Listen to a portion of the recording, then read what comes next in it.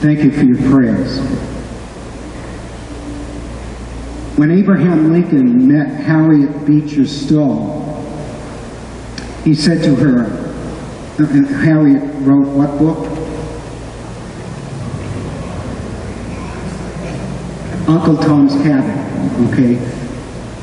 I hope you've read Uncle Tom. No, I'm not going to go there. Okay. When he met Harriet Beecher Stowe, he said to her, so you're the little lady that started the big war. And that is hitting this gospel home. This is what this gospel is all about. And how do I know this is what Abraham Lincoln said to Harriet Beecher Stowe? No, I wasn't there. But it's because I like to travel. And in my travels, I prepare for what I'm going to see. And I started walking in the spirit of Martin Luther King. And there's no way that any of us can look and examine the civil rights movement without looking at the Civil War.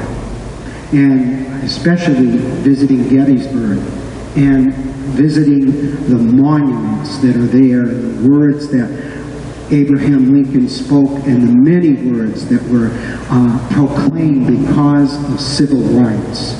And I'm asking us to look at those words that Abraham Lincoln said to Harriet Beecher Stowe, because it really is about what kind of seeds do we sow in life.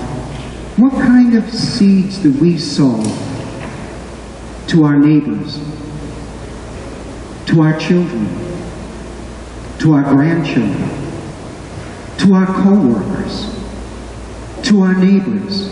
What kind of seeds as Christians are we planting as we journey through life? I'm planning on going to Russia next year, to Moscow and St. Petersburg. It has nothing to do with the current situation. I am not going to the source to check this out. This was on my bucket list, and I am especially interested in visiting the Onion Dome churches of the Russian Orthodox brothers and sisters. And in my preparations, I've been studying the history of Russia. And I learned about other seeds that were sown.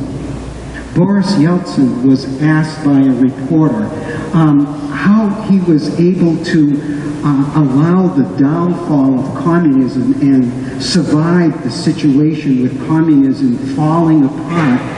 And he said, a Polish electrician convinced me that we should not control other countries. Lech Walesa planted the seeds in Boris Yeltsin. And Boris Yeltsin, Lech Walesa was asked, what made you decide to do this, to really fight for your rights under communism? And Lech Walesa said, I saw what was happening in the United States with Martin Luther King. And I knew that if people in the United States needed to fight to get their civil rights, that we in Poland needed to do the same. My hero, the one who planted the seeds in my life, was Martin Luther King. And of course, having walked in the spirit of Martin Luther King in my journey, I knew Martin Luther King's answer to his question of why he fought the civil rights movement. He said, a little lady, Rosa Parks, sat on a bus and refused to move. And then she came to me afterwards and talked with me, and I was never going to be silent again. Rosa Parks was the inspiration for Martin Luther King. Imagine that.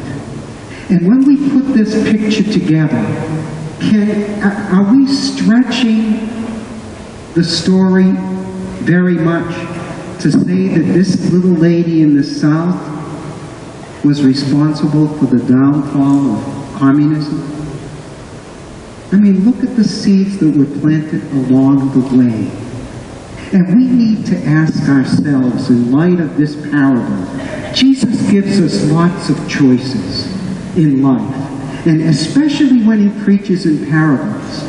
And he's asking us, how hard are we willing to work to till the soil of our own faith, to allow that faith to be planted deeply inside of who we are?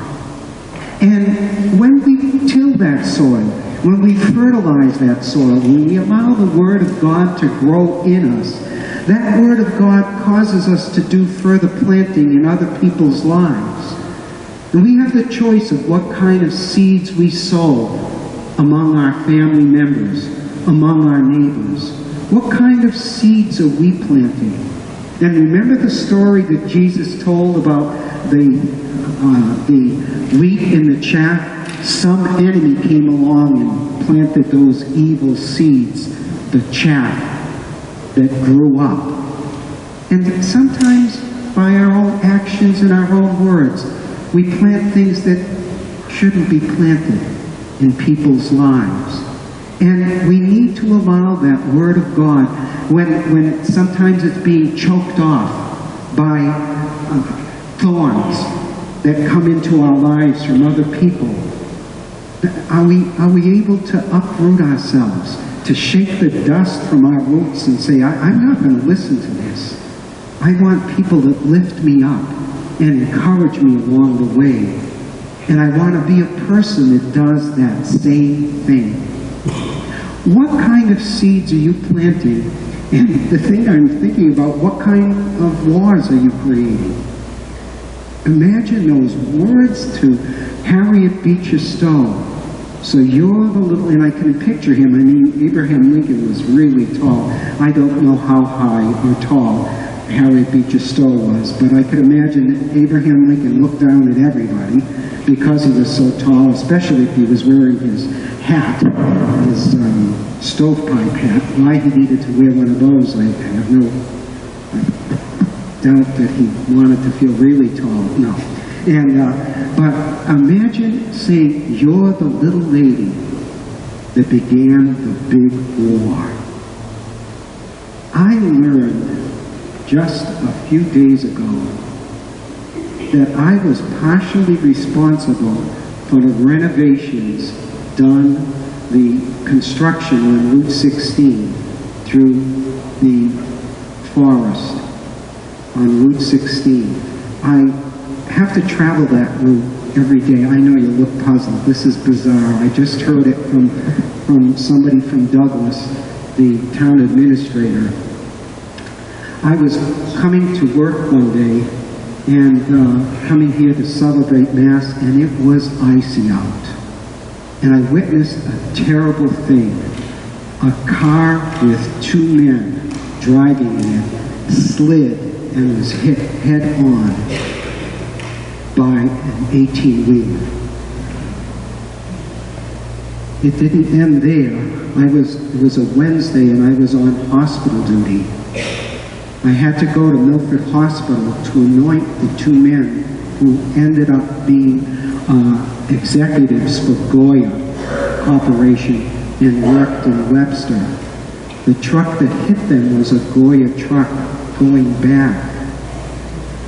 And I had to, both men died, and I had to work with the nurses who were all upset at the condition of these men when they were brought in. After that event, I wrote this 2-page letter because that road through the Douglas Forest is awful. It's never plowed right or whatever. I wrote a 2-page letter to the town administrator telling him what happened and that this was not the first time it's been atrocious to drive on that road. And nothing happened. I never got a response, never heard. This was years ago. Never got a response. And then I was told by this same town administrator, it was your letter that put us to work on that road We needed to get the money to change the drainage. We needed to, and I was like, my letter of 6 years ago is responsible. You never know. You never know. You never know. So if anybody that travels that road is blaming me because we can't get through because the traffic is stopped, you never know. Amen.